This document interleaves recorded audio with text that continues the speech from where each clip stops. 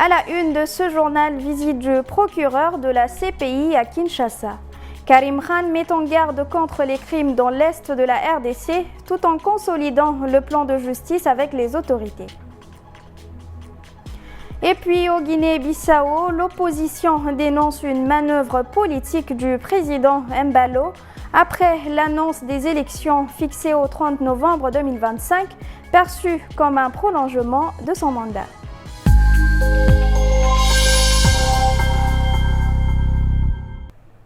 Mesdames et messieurs, bonsoir et bienvenue à cette nouvelle édition du Journal international.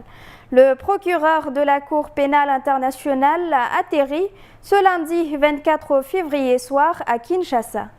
Karim Khan doit y rencontrer les autorités pour consolider la feuille de route sur la justice en lien avec les événements dans l'est de la République démocratique du Congo.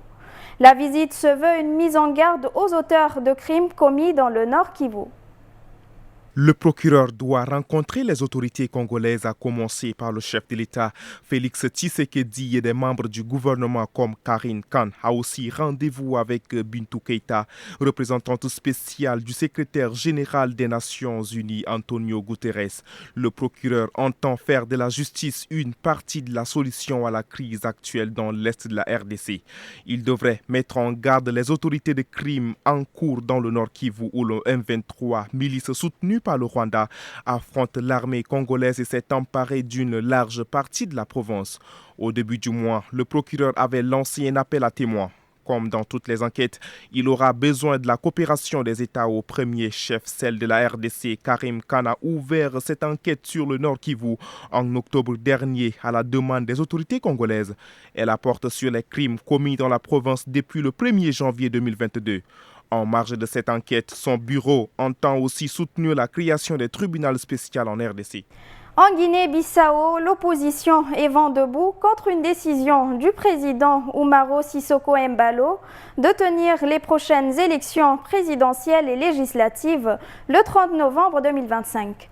Décision qui, selon elle, reviendrait à prolonger son mandat.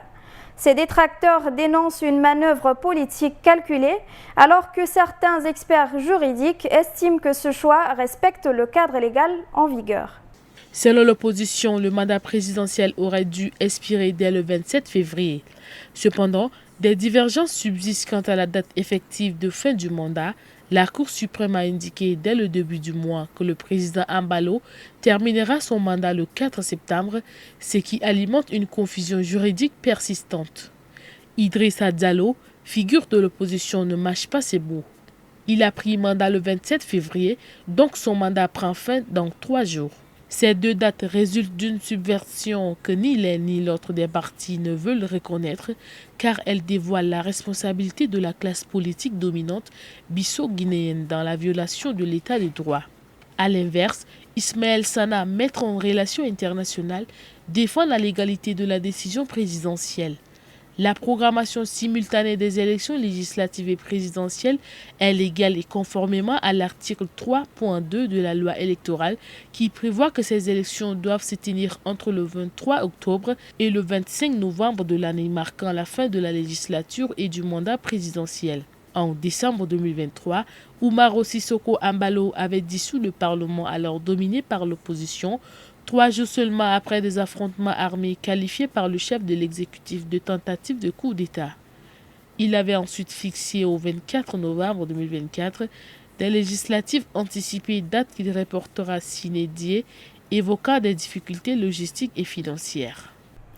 Au Gabon, les délestages d'électricité dans la province du Wolontem, située dans le nord du pays, seront bientôt un mauvais souvenir.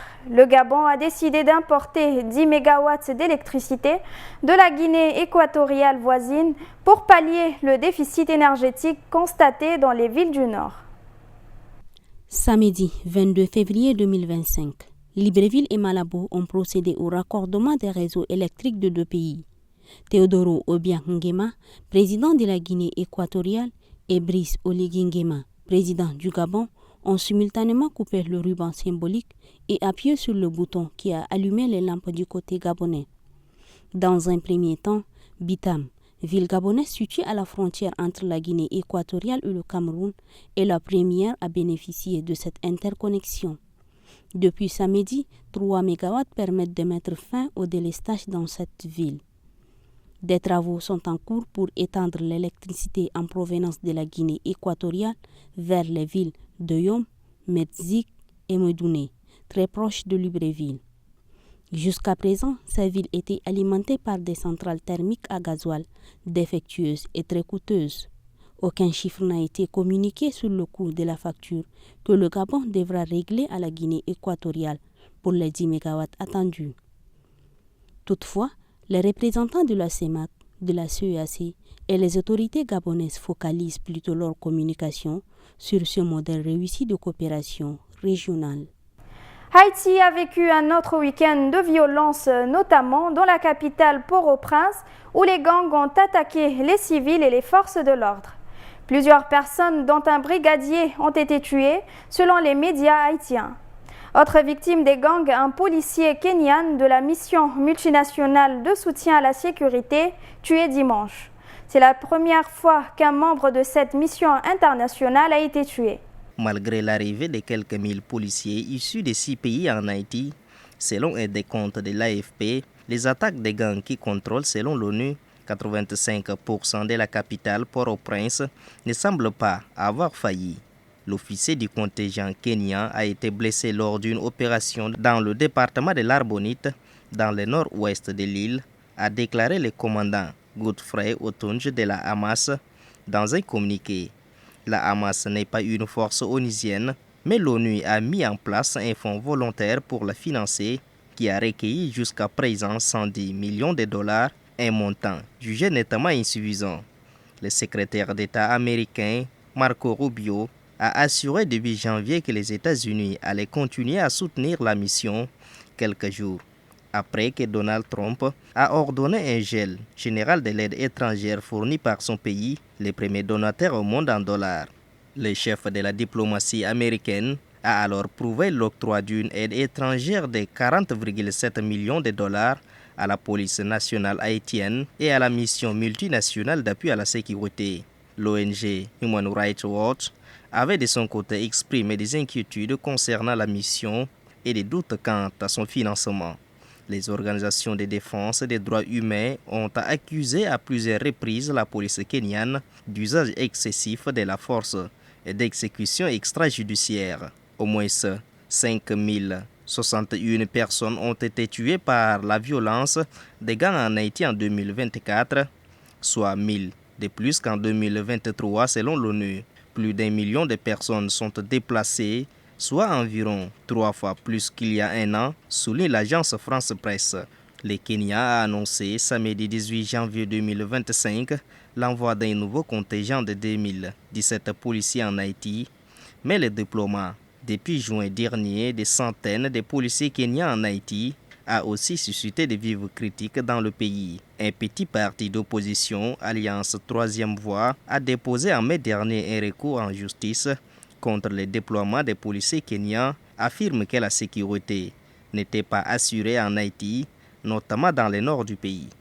Le président russe Vladimir Poutine a affirmé lundi 24 février que les Européens pouvaient participer au processus de règlement du conflit en Ukraine alors que l'Union européenne craint d'être marginalisée depuis le début des pourparlers directs entre Moscou et Washington. Les Européens, mais aussi d'autres pays, ont le droit et la possibilité de participer et nous respectons cela, a déclaré Vladimir Poutine lors d'un entretien télévisé. Il a souligné que ce sont les pays européens qui ont rompu avec la Russie après le début de son assaut contre l'Ukraine il y a 3 ans. Ils ont eux-mêmes refusé tout contact avec nous, avec toutes sortes d'idées farfelues de vaincre la Russie sur le champ de bataille, a-t-il dit. Leur participation au processus de négociation est nécessaire. Nous n'avons jamais refusé, a-t-il ajouté. Vladimir Poutine a insisté sur le fait que les pourparlers russo-américains qui se sont tenus la semaine dernière en Arabie Saoudite, les premiers à ce niveau depuis le début du conflit et dont Kiev et les Européens ont été exclus, avaient pour but de renforcer la confiance entre Moscou et Washington. Aucune question ne peut être résolue sans cela.